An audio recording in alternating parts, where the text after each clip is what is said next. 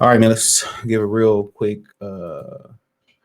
preview prediction for the Lions taking on the Atlanta Falcons. And this season has been very mundane this season. I think because a lot of teams have not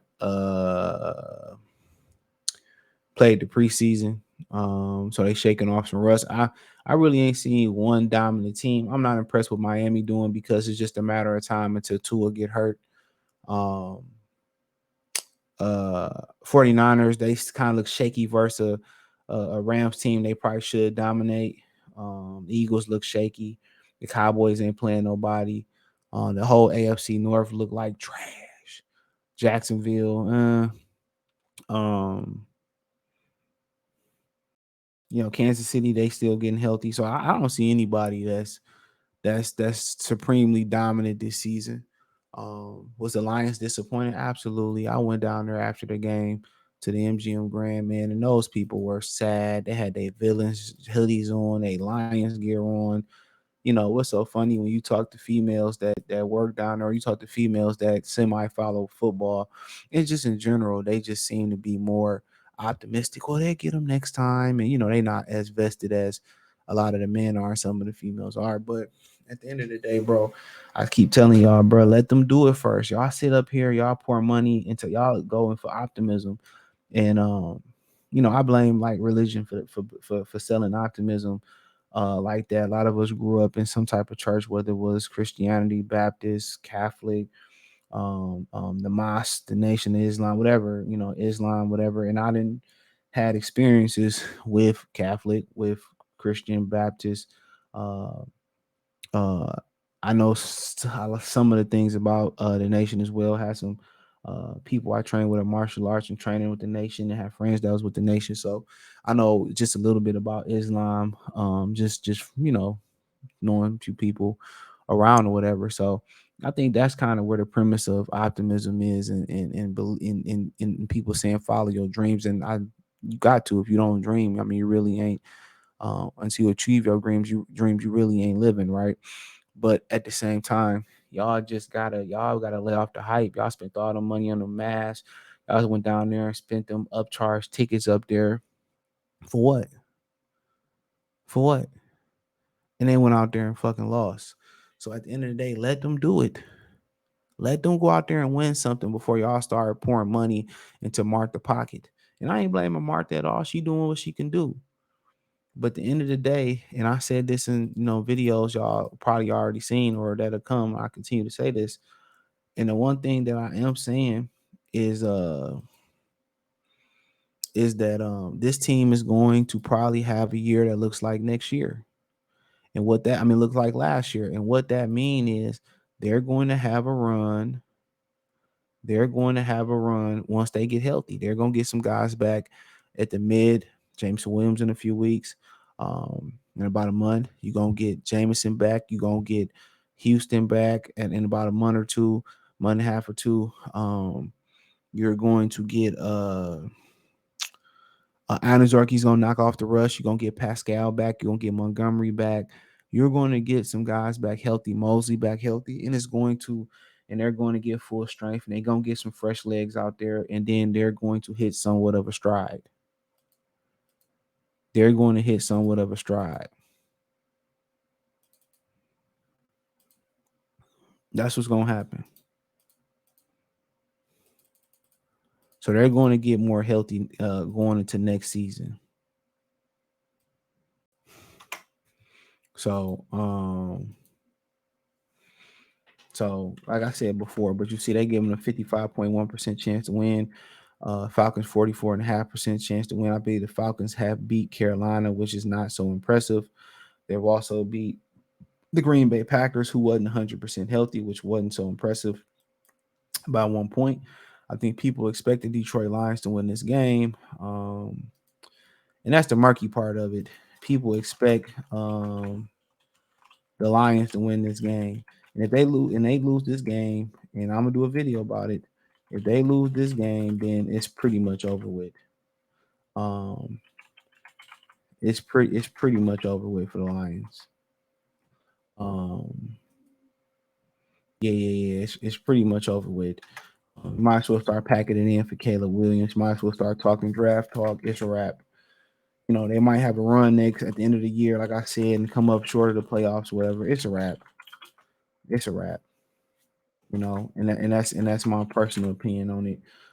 If they lose this game, you might as well mail it in. Um, you might as well say, well, they're gonna lose first Green Bay, and people gonna have excuses about um the injuries and all that. Everybody deal with injuries. Stop telling Brad Holmes to acquire guys that's already broken up and beat up and damaged.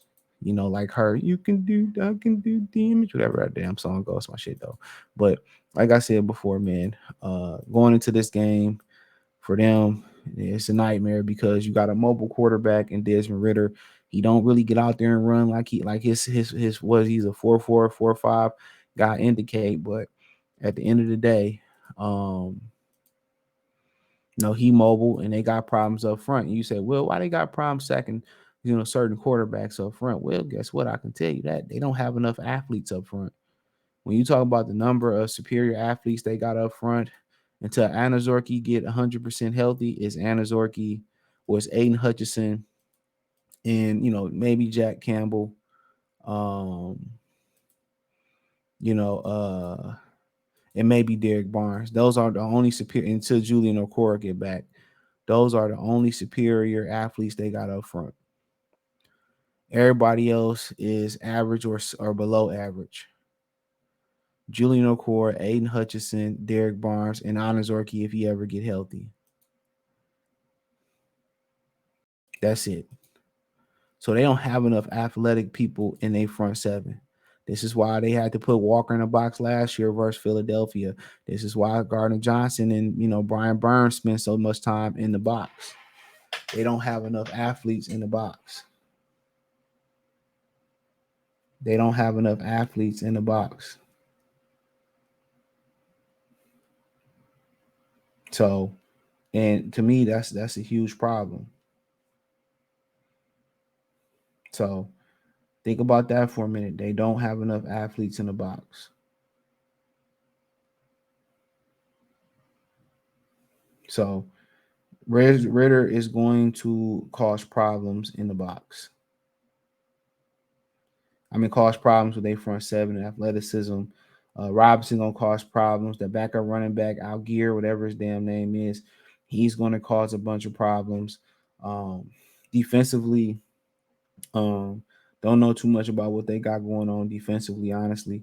But the line for the Falcons to win the game, run the ball. I think run the ball, screen game, expose those linebackers and coverage with Bijan Robinson, run the ball. The line's been pretty good at stopping the run, but with the edge not getting a bunch of pressure, I think running on the edge, is probably their best case. Tosses, crackdowns, powers, sweeps, stuff of that nature. That's probably their best bet. Moving the pocket, calling design runs for Ritter, showcasing Ritter's athletic ability and his speed. I think that's the ticket for them to win the game on Saturday. On Sunday. And defensively, you just want to, take away St. Brown, and he hampered. You want to take away St. Brown, um, you know, stop the run, take away St. Brown, uh, and don't let nothing go over your head.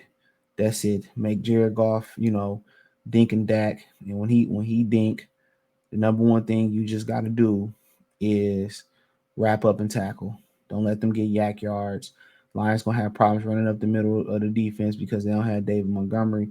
And for the Lions to get the dub, I just think it pretty much got to boil down to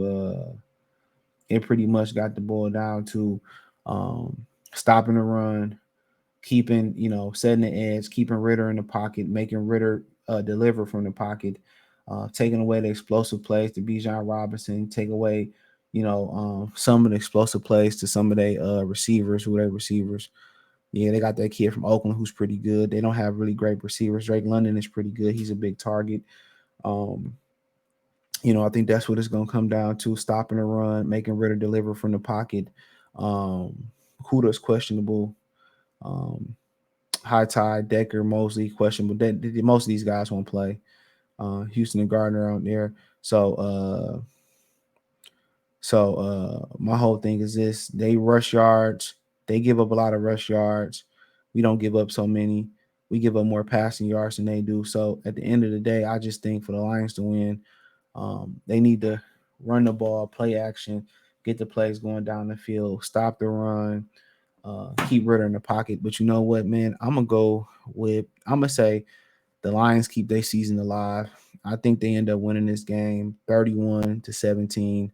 They get a big win at home. They don't win this game, the season is over with. 31-17. I think they win it handily. Let me know what you girls and guys think in the comment section. Check out the uh, prediction playlist. Check out Detroit Lions Talk playlist. Hit the link tree. Find me on Twitter, Twitch, Instagram, Spotify, Anchor, Cash App, Venmo, PayPal. Peace.